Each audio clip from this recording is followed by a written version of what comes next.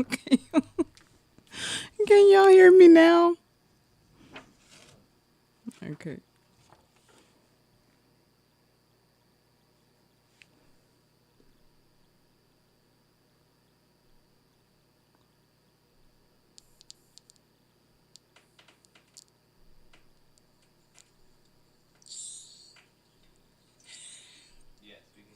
Okay.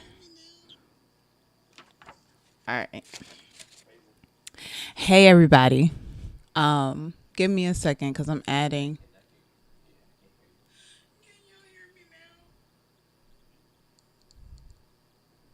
I'm trying to add some stuff. Listen. Huh? I know, but I'm trying to add a file. I'm not trying. I'm trying to get the. I'm trying to add my cloud thingy. It's just a picture. I just oh right here. Layering.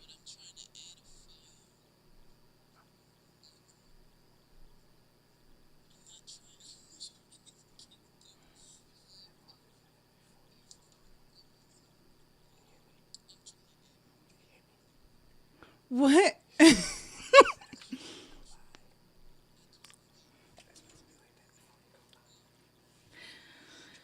I'm about to start over. Just go. Don't start over. That's whack. Just go. Hey everybody, it's Bria here on YouTube. You listen, live streaming is not my forte. My husband is helping me, so I'm gonna turn this audio off because this delay is stressing me out. So hi, welcome back to my channel.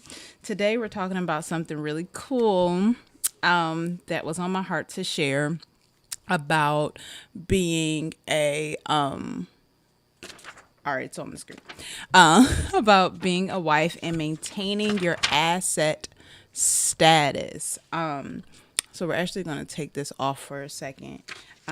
Usually I have my stuff right here, but it's like over there. So I'm trying to work with the difference. And my producer, my husband, been yelling at me for the last half hour because I asked him to do this late. So I think he felt like I don't know, over. He was over it. He was over it. So we thank God for him for helping me.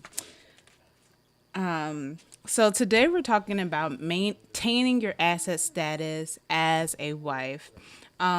This is something that was on my heart to share because I know there's a lot of things going on social media wise that's talking about becoming wives, becoming, spouses and getting the ring and all of that. But I realized that there is less about maintenance in marriage, less about wanting to maintain your status as an asset in your home and how you can do that tangibly because there are a lot of things that talk about character, talks about personality, talks about being agreeable, but I kind of need the saints and the ain'ts to kind of go a little bit further because it feels like talking points and less like experience based understandings. So if you guys don't know that I've been married for 4 years this coming April. We're going on 4 years of marriage. We have two beautiful children, but I've known my husband since I was 19 years old. So there was a lot of maintaining and kind of adjusting that happened since we've known each other. And I wanted to utilize some of the things that I have learned over the years in my marriage to kind of give you guys some tangible things that you could take with you to apply in your home. So let's start from the very beginning. The conversation is about maintaining asset status. We have to know what an asset is. So let's do this definition that I creatively put right here, okay, for y'all to see. An asset is let's read. Okay, amen. Property owned by a person or company regarding as having value and available to meet debts, commitments, and legacies. Also, it's a noun, a useful or valuable thing, person, or quality. So With that being said, and if you have a little notebook, you are more than welcome to write some stuff down, share. And my husband's on here. Hey, y'all. But that is what an asset is. I'm going to do a detailed breakdown of my transformation from being what I would define as more of a liability to being an asset in my marriage. You all know of our development to get to the place that we are now. We did not arrive here. We worked hard to be the people that we are right now. I worked hard to change my mindset and all of those things in order to be in a better place with my husband. And I just want to share that with you. So, the first thing we're going to talk about is stability. That is probably one of the biggest things you can control in general when it comes to your asset status. There are three ways that I see stability for me and for my family. One of which is emotional stability, the other is physical stability, and the last and probably one of the most important is financial stability. So we're going to go through financial stability first. We're going to kind of peel back the outer layers and then get into the more deep things just to get you guys warmed up. And then I'm also going to drop a link at some point for if you are a wife or you're looking to become a wife, or you're a husband or looking to become a husband. If you have questions, you can come on screen and share them with me, okay? But let's go into financial stability. One of the things that was important for me when it came to financial stability for my family was us not being in this like cycle of debt and never having what we need. My husband takes care of that primarily because he is a person that works in our home or works outside of our home to provide for our home. But there was a lot of things I knew that I can do to ensure that we are financially stable as a family. The first of which was taking over the role of food. Give me 1 second, y'all.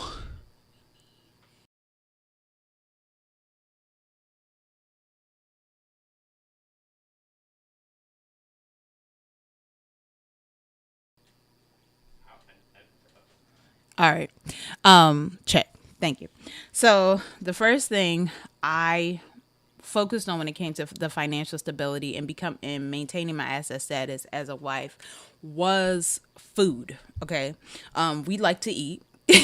And we want to make sure that we're eating healthy, we're not overspending when it came to food. My husband is a foodie. I think I'm a foodie too, but not as much as him. Okay. But one of the things he liked to do early on was eat out. Not just like fast food eat out, but like go to dinner eat out. And not that I didn't think that that was like really sweet and he liked to take us to dinner and it was beautiful, but I also realized how much of a financial commitment that would end up being if all we did was eat out. I can cook. I was cooking from the beginning, but because I did, he's over here sewing. So he's gonna come in a little bit because he likes to add his 2 cents in. I was cooking from the beginning of our marriage. I actually was cooking from the beginning of our even friendship. Amen. So I love to cook, but I think at the beginning my husband was big on us eating out. But I did have a conversation with him maybe 3 months in. I want to say, he can correct me if I'm wrong, but about, okay, I like to eat out, you like to eat out, but we also have to prepare for our future as a family. We want to have kids and all of that. So in order for us to get to those big milestones, there are small things that I think would be beneficial. One of which is stop eating out so much. So I started doing meal planning for our family. I always did lunch for him to go to work and for me to go to work at the time because I was working outside the home at the beginning of our marriage. But I always made lunch for us so that we didn't have to eat out in DC. And then what we started doing was breakfast, lunch, and dinner was all planned on our calendar, and we would grocery shop based off of that. So maintaining asset status means that you have to be more of a forward thinker, more of a preparer.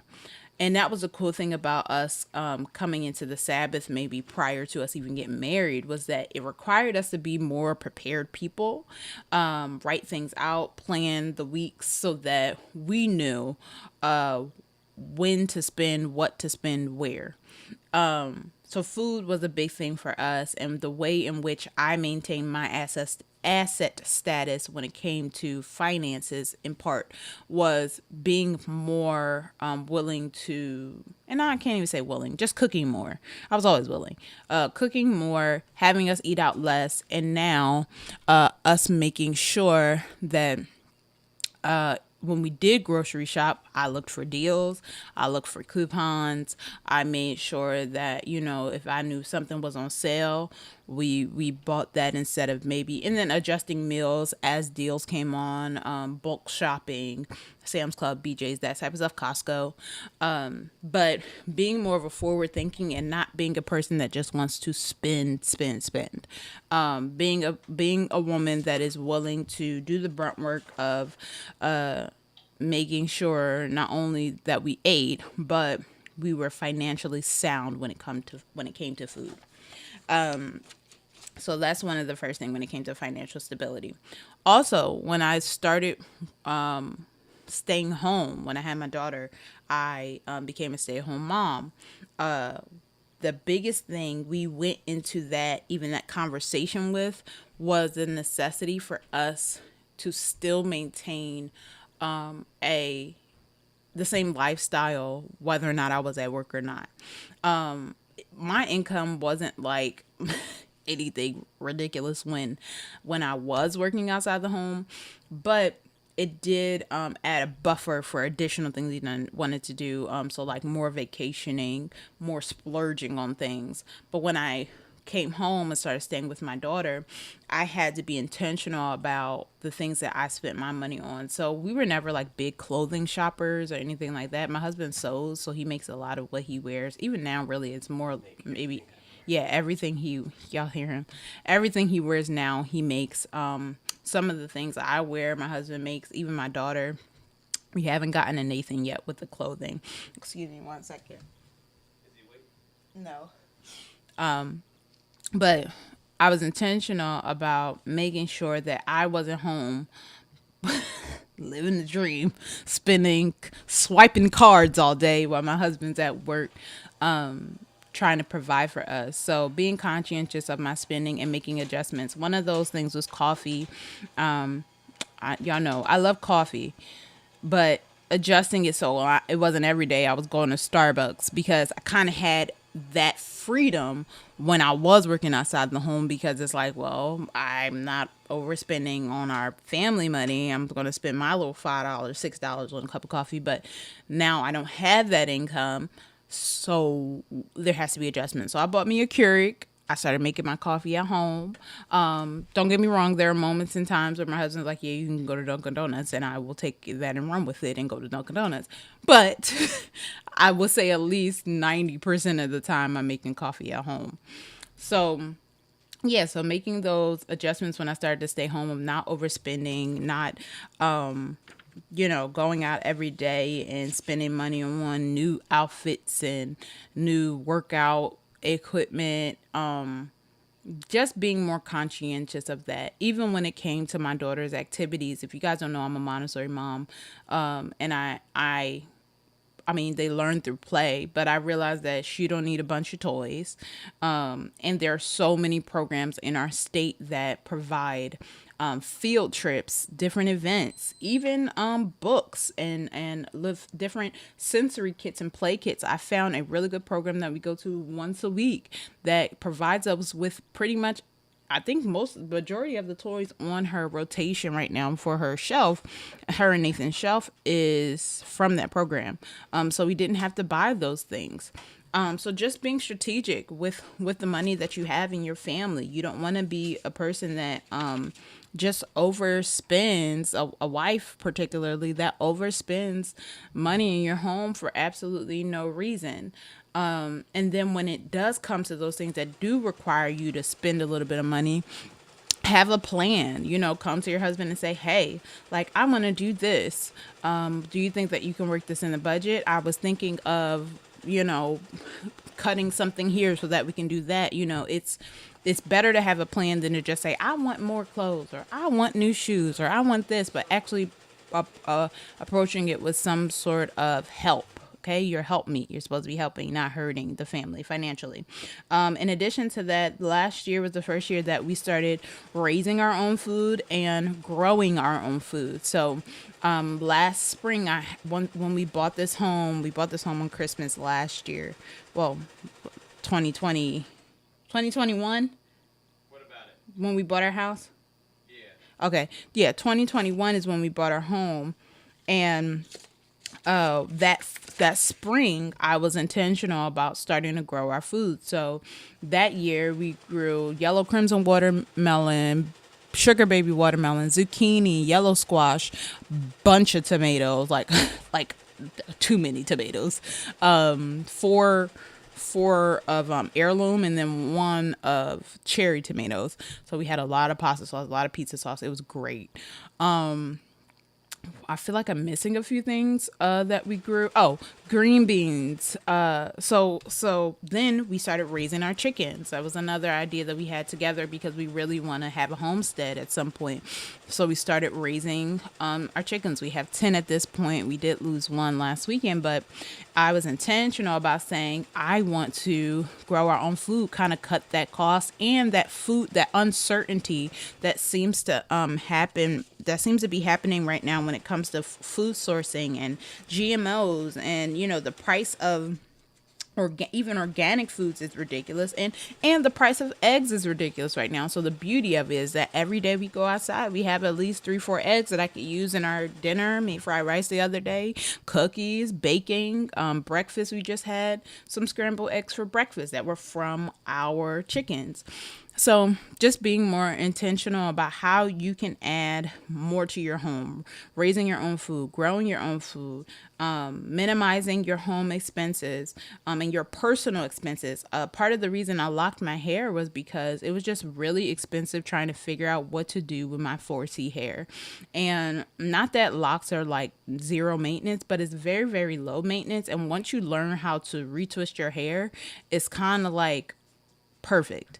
So that's the part where I locked my hair. My braids, when I used to get braids, it was like $200+ to get my hair braided. And then when I wanted to get it straightened and curled and all of that, it was like at least $100 to go somewhere where I trusted. So just making those adjustments, finding out how you can do things on your own, independently, without having to go out and have somebody else pay for things. Whether or not, my husband makes good money and he is a great provider, but in me honoring the fact that he's a great provider, I make sure that I do my part to not just be a liability at home. Who wants to come home from work, look at their account information and have hundreds of dollars gone within a day that you don't work for because you just out here spending money?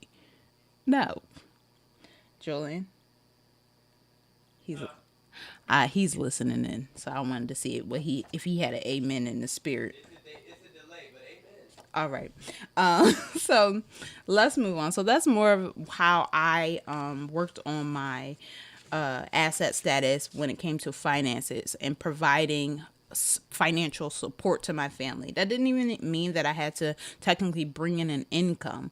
I started doing like social media management and content creation. I actually get paid for content creation now. But even before that, I was making sure that we minimize our costs so that now that we do have the ability, that I do have like some money coming in a very, very small way, I'm able to allocate those things to other stuff because we don't have all of these expenses on top of what my husband brings in. It's just not a necessary thing. So let's move on.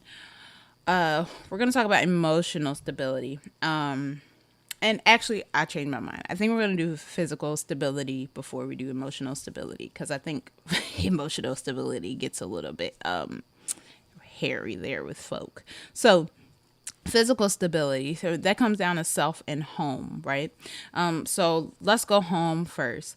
Coming home to a clean home and a warm cooked meal, and a meal cooked with love. So when my husband gets home, I think one of the his favorite things, because I keep telling y'all, he love to eat. he I am intentional about making sure he has a good meal, and that the home is semi clean. We have small children, two toddlers, so I'm not going to sit here and lie to y'all and say that my house is like the most pristine place in the world, like Instagram tries to promote this with people. We are not that family. Our house is lived in. We live here, and our children live in the house. So it's not going to be perfect, but it is going to be clean to where it doesn't feel like, oh my God, there's like crap everywhere. So that's providing some sort of physical stability, and that helps you maintain your asset status. No, it's a beautiful thing when a man gets to come home to his family and feel like, huh, I'm glad to be here. Huh, I'm glad to eat. I'm glad that my kids are, clean and not running around looking a mess. Just providing that stability and saying, hey, I'm here and I'm keeping things together while you're at work, because then that prevents worry, right? Another way of physical stability comes into play when it comes to your physical appearance. I don't always dress up at home. Okay, I look cute even if I'm in my little casual clothes. I'm in a little casual dress right now, my little house dress. And I'm cute. But, keeping yourself together to where he not walking through the door and you got spinach all in your teeth and your hair's like this, and just providing some sort of stability. It's like, what, he don't be like, what were you in when you were here? But just being intentional about saying, hey, like, I'm here, I'm doing a good job with our children and our family, and maintaining this home, and I look good doing it, and our husband ain't got no complaints as of yet, so we thank God for that. So and then one other thing when it comes to the self maintenance, like physical maintenance for you as the wife, asset status, I will say that weight maintenance is an important factor too. Like I said, I look good. And I'm still on my health journey and wanting to look better. Like, I was a knockout when we first got married. I think I'm still cute now. But there's more that I can do, and I will, and I am, and I'm making the effort to do that, even when it comes down to changing eating habits and exercising. And if you guys don't know, I went to school for pre-physical therapy, so I was a kinesiology major, so there are a lot of things that I have the understanding of. I think the adjustment was just time, allocating set aside time for me and my physical health. That kind of got a little hairy, but I thank God for the new year, because I'm able to start applying those things more intentionally and with my husband in mind. It's not to say that my husband doesn't think that I'm beautiful, but I know that for me, I want to look like a knockout. Like, they're going to be like, that's your wife? She had 2 kids? Like, where? So that's the 2023 goal. With that being said, let's move on to emotional stability.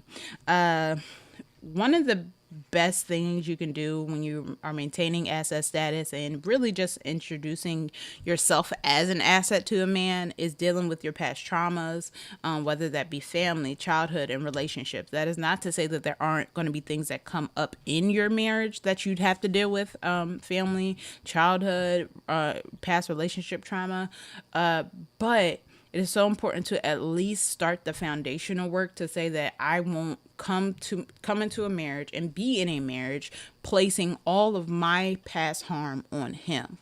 That's how you maintain asset status, because the reality is he cannot control anything that happened before he was around. The beautiful thing about being married is that my husband covers me for sure in this season of life, when it came to us coming together and being one, that there were a lot of things that he protected me from dealing with, in family, in friendships, in in a lot of ways. So it's important for you to deal with your past traumas and then be continuously working on who you are, your character. Be teachable. Sometimes that's hard. Sometimes I'm not going to sit here and say that I always, like my husband correcting me. No, but really it's not about you liking correction. It's about what you do with that correction, right? You receive it in a way that you understand that this person wants the best for you, and then you mobilize and then you do something with it, because you're just saying, oh, well, I can receive correction well. That's cool, but at the end of the day, what do you do after you receive correction well? You actually have work to do on your character. And I learned in my marriage that I have no reason not to trust that what he's telling me is what's best for me, because he never gave me an excuse to say, oh, he has ill intentions about telling me about myself, right? So dealing with past traumas, dealing with, errors in your character, and ensuring that you are continuously working to be a better wife. It does not happen overnight. If people say that it happens overnight, they're lying. And if people say that they came into a marriage knowing all of these things and doing everything right, they're lying. It takes work. It takes an effort. And if you are doing things effortlessly, more power to you. I don't care. But all of that to say, you should be working on yourself. With that, work on your ability to admit when you're wrong and apologize. Like I said, this was an adjustment for me in the beginning. I won't say that I was like, I ain't gonna apologize person, but it took some time. It took some time. And then I realized as we got into our marriage again, like, if I love this person, I'm going to be willing to say I'm wrong, and I'm going to be willing to make the adjustment, because I have enough love for this person to change, if that makes sense. And in addition to emotional stability, be a soft place to land at the end of the day, and be intentional about your motherhood status. So a soft place to land just means that you're not coming, and I put a post on Instagram, maybe I'll share it down below, of how our daily debriefs go and how they have changed over the years. Because I remember, I don't know if Julian remembers this, but I remember like when I first had Aubrey and he went back to work. It would be like when he got home, I would tell him every negative thing that happened today. I couldn't sleep. I couldn't wash up. Aubrey cried during this. Blah, blah, blah, blah. And the reality is, like, don't dump. You shouldn't want to dump on your partner. You should say, hey, I had a long day, but also, how was your day? It was good. And then go to your spouse about solution-based conversations. Really, if you're only complaining, like, what is it that he can do after the fact, but comfort you and console you. And sometimes, like, they may need that comfort and consoling. Maybe they might need that, hey, I know you probably had a long day. I know your coworkers are annoying, but I'm here now, right? You're home now. It should be a peaceful place to come into. That is not to say that you don't express your feelings or express your concerns, but I think that you need to use discernment when you do it, because sometimes people just like to complain for complaint's sake. Because if you're a person that says, oh, well, I don't need a solution, I just want to tell you what's going on. Well, it's just like, well, okay, what can I do with that? What can I do with that information? So that's how you be a soft place to land. In addition to that, the emotional stability, like I was saying with the whole motherhood portion, and how at first I was more like, oh my gosh, Aubrey, oh my gosh, this person, that person. I started to realize that I can be a problem solver too. I can work through a day and not bring it into the evening as well, and not dump it on my husband. I have the ability to say, no, the second half of this day, after y'all naps are over, we not doing the same thing we did this morning. But you have to have a willingness to take the bull by the horns and say, no, I'm the mom in this house. People gonna follow what I say to do. And not just give that to your husband to say, well, you do something with it because I'm just blah, blah, blah, blah. No, that doesn't really help at the end of the day. And it doesn't make your husband feel confident that when he has you at home with the kids, you can manage it. And because then it's like, well, we might as well send them to daycare if you're struggling every day with the kids. and then just go to work and your money goes to the daycare. But I think my husband and I had a conversation about this, about, us being sure, me being sure that I have the ability to say, no, I'm confident as a mom, I'm confident as a wife, and I can do this. And me then, after saying that and declaring that and saying, this is what I want to do, being sure to put those things in action so that I can actually say, see, I got it. I got it. You're going to have rough days, right? You're going to have rough moments. You're going to have rough points of the day, but it's what you do with that. So yeah. And then some things that are like really invaluable, like I'm sure, and then I'm gonna have my husband come over for a second, and kind of talk about some of these things. Like, effectively raising your children is such a beautiful thing, because it allows your spouse, your husband, to see that you are competent. I started the Montessori approach when Aubrey was, I want to say, 6 months old. I started doing my research on the Montessori approach to learning, and Aubrey has been thriving. Nathaniel is thriving as well. I think in part because he has a big sister, but because I want to teach my kids. I want to be able to say, I'm going to be the person who is your teacher, who's your friend. I'm not big on public school right now.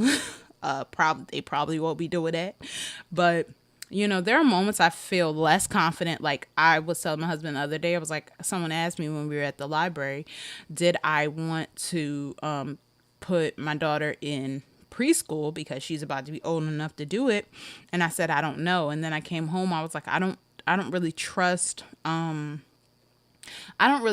these schools and their capability. At the same time, I can't say that I 100% trust my smartness, my intelligence all the time. But I know that I am a person that if I put my mind to something, I'm gonna do it. Aubrey is advanced in a lot of ways. And it's not just through me, it's by the grace of God that he gave me the tools in order to teach her. But I put in the work. I made it.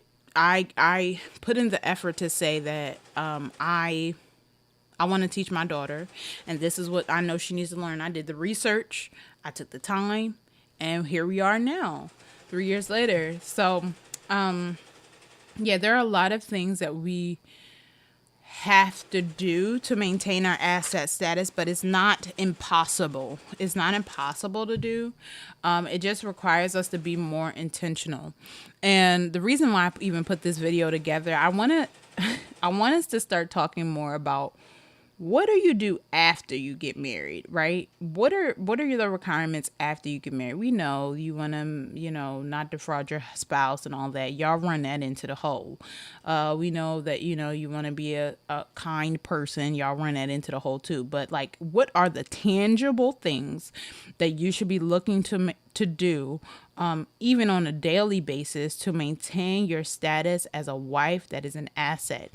You don't want to be a liability. You want to be an asset. And I also realize that a lot of the people who talk about this and have these conversations are either not married or been married for a very short amount of time. So I wanted to give my two cents and say, hey, I'm here as a resource. I'm here as somebody that's saying I went through all of these processes to say I am a financial asset. I am an emotional asset. I am a physical asset.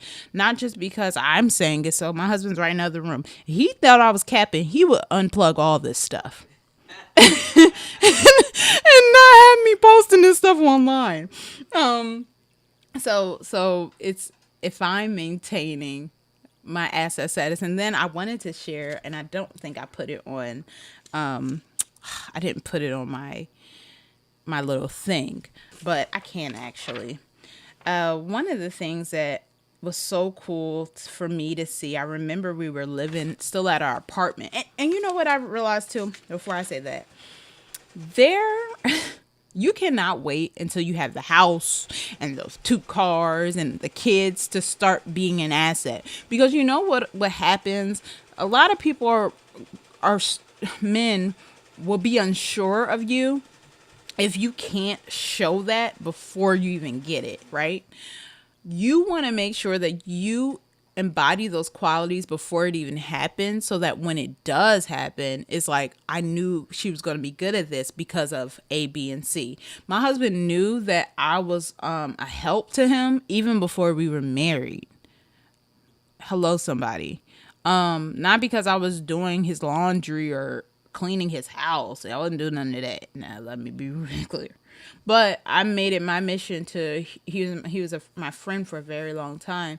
I was intentional about, you know, if he needed a ride to the train station, I was usually, I think, babe, right, the first person he'd call. If we was poor college students, but I had a job. And then my husband worked back in DC. He would travel back and forth, but he wasn't the richest guy in college.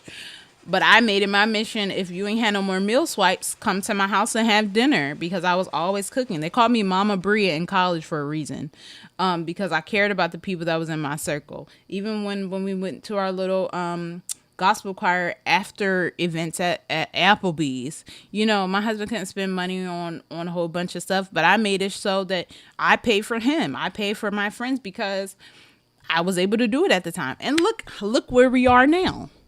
I made it. I put in the work to say that I'm an asset right now. And in the future, you are going to be, bet your bottom dollar that, that I will be a help to you. Yes, there are going to be, moments in which it's a trial period and things happen, and, it's an adjustments that need to be made. But I was intentional about saying, I want to be a good wife. I want to be a good mom. And I learned the qualities even before my husband even became my husband, or even my fiance, or anything like that. So those are some of the ways that I saw asset status in my life, in my marriage. And I was saying before how my husband tells me all the time, he's glad that I'm raising our kids and keeping our home and stuff like that. And I say, well, I'm not perfect. Like, there are things that I could do better. I'm going to do better. Because every day you're learning more, right? But I remember we were living in our apartment, maybe our third apartment. And I had woken up with Aubrey, and he had left a note on the fridge. And it was just the sweetest thing, and it gave me so much joy. And I'm going to read it. Let me find it real quick, because it shouldn't take that long. I did keep it. Why wouldn't I keep it? This guy is crazy. And let me see if I can find it. All right. And I used to I'm going to put it on my blog. So go to briadressbuyers.com. And I will put it as a blog post. I had it on my old blog, this stay-at-home mom can. But I made some adjustments to my blog over the years. And it was a note, and it was so sweet. All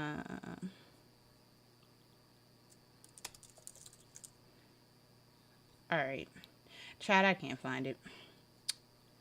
All right. Okay.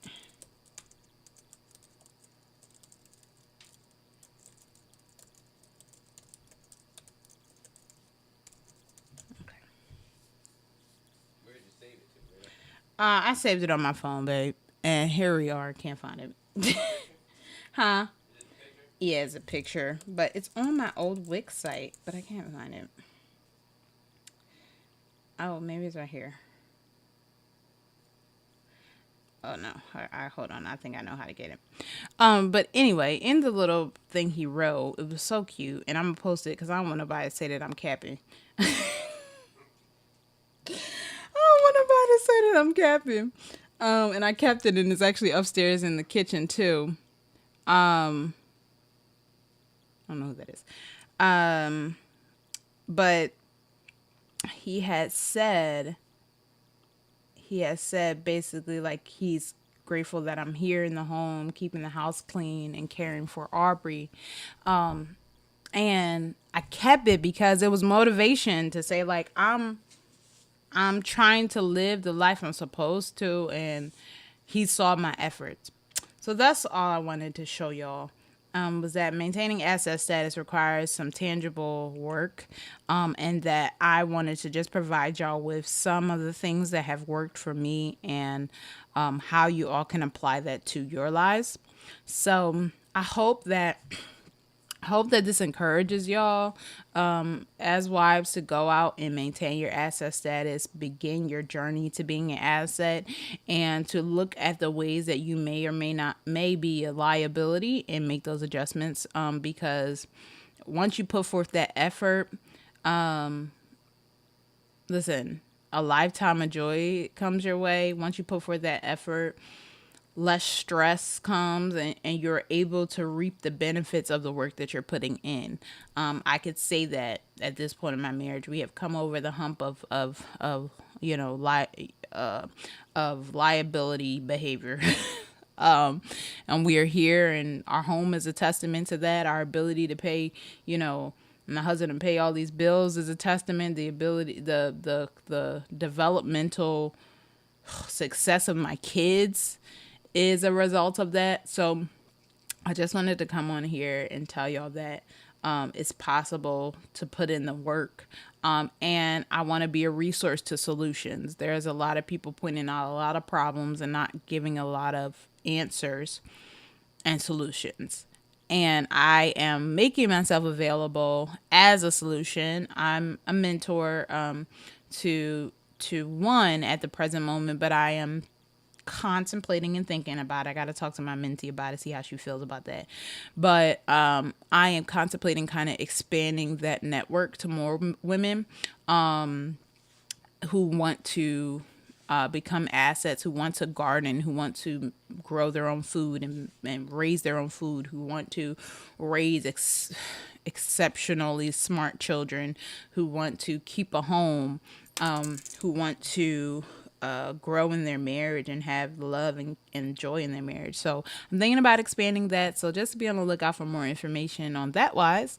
But thank you so much for joining me on this live stream. Sorry the beginning was such a struggle stream. Y'all know I'm not a streamer. I can edit and record stuff, but sometimes it be getting a little crazy. So thank you so much for joining us. Be sure to like the video, subscribe to the channel, leave a comment down below if this helped you or if you got some valuable information you wanted to add. If you are married, because I don't need no coulda, shoulda, woulda comments. They not really helping us in this season of life, okay? I want the tried. Like you tried it and now it's true that it works.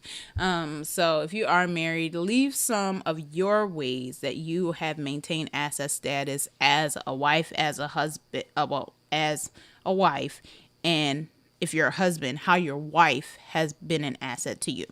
So thank you so much for joining us. Be sure to comment, like, and subscribe, and I will talk to y'all later. Peace.